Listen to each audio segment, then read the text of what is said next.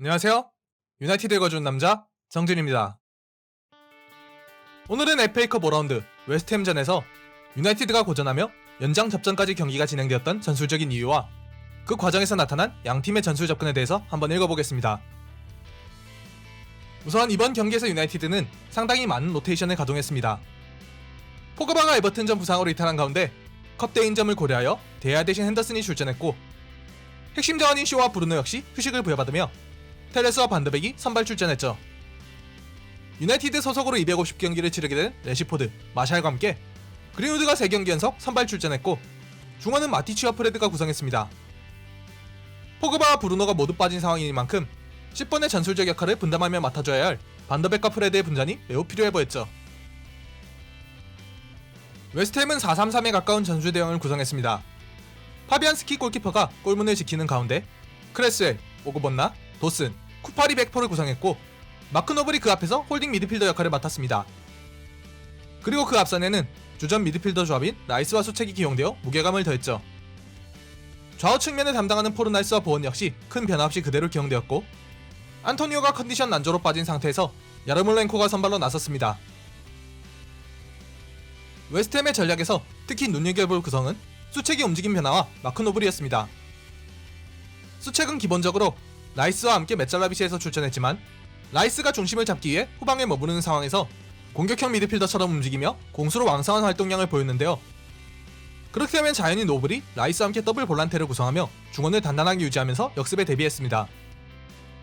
한편 수비 상황에서 수책이 2선 자원들인 보원, 포르날스와 함께 복귀하여 단단한 두 줄 수비를 갖추면, 후방의 백포라인과 미드필더 라인 사이에서 노블이 자유롭게 움직이며 전술적인 사냥개 역할을 부여받았습니다.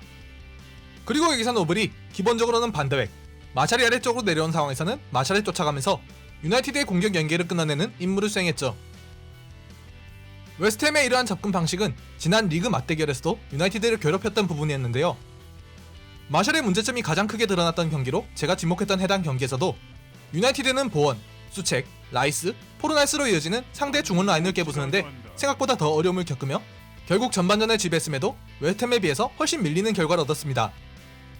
당시 그 경기를 바꿨던 주역이 후반에 교체 투입된 브루노와 레시포드였고, 유나이티드가 승리를 가져오는 방식이 후방에서부터 한 번에 넘기는 롱패스로 웨스트햄의 수비 블록을 넘기는 방식이었다는 점을 고려한다면, 로테이션이 가동되며 휴식을 부여받은 브루노의 공백이 대단히 크게 느껴지는 상황이었죠. 다만 지난 맞대결과 달랐던 부분은 웨스트햄이 마수아크와 같은 선수의 부상 이탈로 인해 백파이브 구성에 어려움이 있었다는 것이었습니다. 해당 경기에서 웨스트햄은 마수아쿠, 쿠팔, 발부에나, 오그본나, 크레셀로 이어지는 백파이브와 그 앞에 미드필드 라인을 이중으로 세우는 5-4-1 수비 대응을 기초로 하여 유나이티드의 측면 전진을 크게 제한하는 접근을 취했었는데요. 이번 경기에서는 기본적으로 4-1-4-1에 가까운 형태로 수비 대응이 구성되었고, 홀딩인 노블이 그 사이에서 전으로 가며 필요한 라인을 보강하는 형태로 전술 접근이 이루어지다 보니 측면 공간에 대한 대처가 이전 경기에 비해서 헐거울 수밖에 없었습니다. 그리고 이른 시간부터 오그반나가 부상으로 교체 아웃되면서 웨스트햄은 자신들의 자랑인 단단한 수비 블록에 균열이 생길 수밖에 없었죠. 그래서 전반전 유나이티드의 공략에서 핵심이 되었던 선수는 프레드와 텔레스였습니다. 마티치와 프레드, 마샬, 레시포드까지 왼쪽에 많은 선수가 밀집하여 지역적으로 수적 우위를 확보하려 했던 유나이티드에서 그 바깥 공간으로 돌아 들어가는 텔레스의 존재는 웨스트햄에게 충분히 위협을 선사했습니다. 그리고 두 줄 수비 라인 아래서부터 간헐적으로 밀고 올라오는 프레드 역시 좋은 활약을 펼치며 마샬이나 반더백에게 집중된 노블의 견제를 분산시키고 수비 블록의 틈새를 찾는데 도움을 주었죠. 다만 유나이티드에게 부족했던 부분은 역시 10번의 부재와 공격진의 좁은 지역에서의 능력 부족이었습니다. 웨스트햄이 전방 압박을 포기하고 야르몰렌코만을 전방에 남긴 상태로 뒤로 크게 물러나 수비 블록을 만들었기에 상대 디펜시브 서드에는 9명의 수비수가 밀집한 매우 촘촘한 블록이 형성되었습니다. 만약 브루노였다면 그것을 측면으로 빠져나가 지원하는 형태로 돌파했을 것이고, 공격진의 좁은 지역에서의 홀드업이나 키핑이 조금만 더 좋았다면 위협적인 기회를 더 많이 만들어낼 수 있었겠지만, 브루노 대신 출전한 반더백은 브루노의 역할에 맞게는 직접 기회를 만드는 타입의 선수가 아니었고, 공격진은 전반적으로 공간이 있고 달려 들어가는 공격 방식을 취할 때 장점을 발휘하는 선수들이었죠. 그나마 마샬이 이번 경기에서는 지난 맞대결과 다르게 훌륭한 홀드업을 몇 차례 보여주면서 분전하였으나, 워낙 수비 블록 자체가 촘촘하였기에 그리 큰 소득은 없었습니다. 그렇지만 웨스트햄 역시 공격이 무딘 것은 마찬가지였습니다. 야르몰렌코가 안토니오만큼의 역동성을 보여주기에는 무리가 있었기에 웨스트햄은 후방에서 롱패스 전개, 톱자원이 1차적으로 지탱, 측면의 보험과 같은 돌격 대장인계로 연계하여 이어나가는 자신들의 공격 패턴에서 가교 역할을 할 선수를 잃어버리고 말았습니다. 결국 웨스트햄은 지난 맞대결에서 보여줬던 위협적인 선수비 역습을 보여주지 못했고 유나이티드가 계속해서 상대 진영에서 전방 압박으로 공을 끊어내고 다시 가둬놓은 뒤 두들기는 형태로 경기 양상이 이어졌죠. 모예스 감독은 여기서 승부수를 내던졌습니다. 하프타임이 지나고 오그보나 대신에 투입되었던 디오프를 전반전 마샬과의 충돌로 인해서 다시 불러들였고 대신에 사이드백 자원인 프레데릭스를 투입했죠. 그리고 돌격대장 역할을 맡는 보원까지 불러들이며 마찬가지로 사이드백인 벤 존슨을 투입했습니다.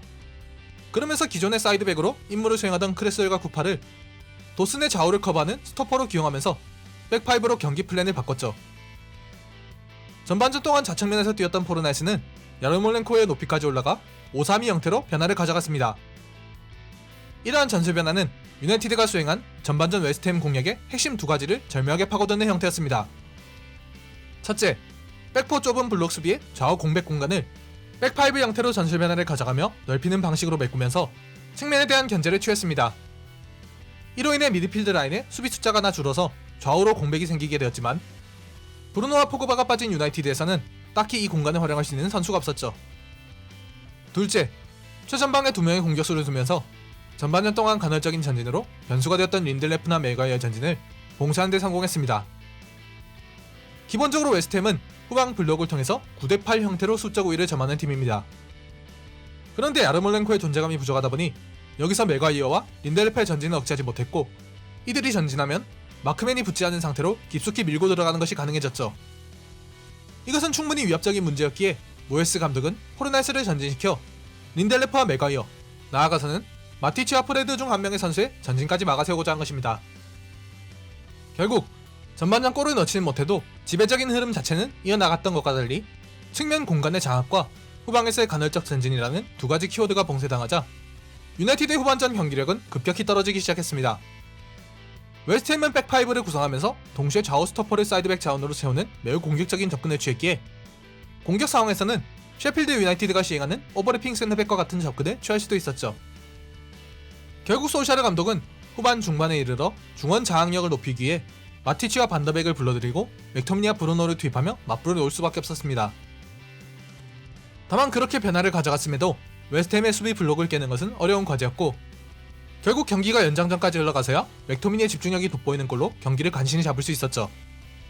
컵대의 단판 승부다 보니 과정보다는 결과가 중요한 경기이긴 했지만 눌러앉는 상대 수비를 부수는데 어려움을 겪는 유나이티드의 문제를 좌시할 수만은 없는 경기였습니다. 개인 능력으로 이것을 해집을 수 있는 그릴리치 같은 선수가 영입될 수 있다면 여기서 큰 개선을 꾀할 수 있겠지만 그렇지 못해서 팀플레이로 이것을 잘게 썰어나가는 유나이티드 입장에서는 단적으로 그 구심점이 되어줘야 할 반더백의 경기력이 좋지 못했던 부분에서 알 수 있듯 이 부분이 너무나도 부족했죠. 그것이 유나이티드가 웨스트햄전을 연장전까지 끌고 가면서 고전했던 가장 핵심적인 이유였습니다. 오늘의 영상은 여기까지입니다. 영상이 유익하셨다면 좋아요와 구독, 알림 설정까지 부탁드립니다.